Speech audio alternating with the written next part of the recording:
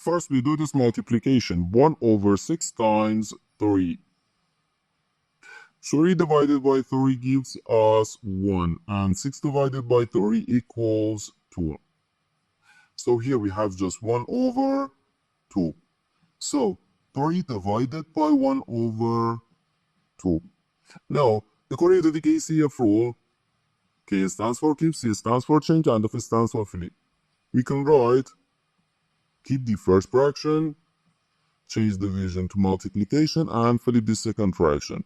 So 3 times 2, which equals 6.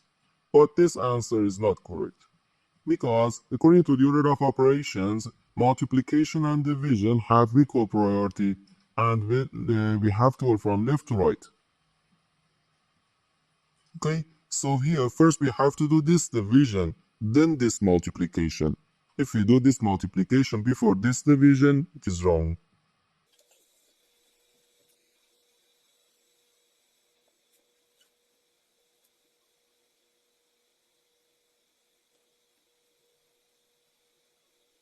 So first we have to do this division.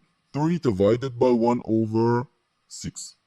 According to the KCF rule, we can write keep the first fraction, change division to multiplication, and flip the second fraction.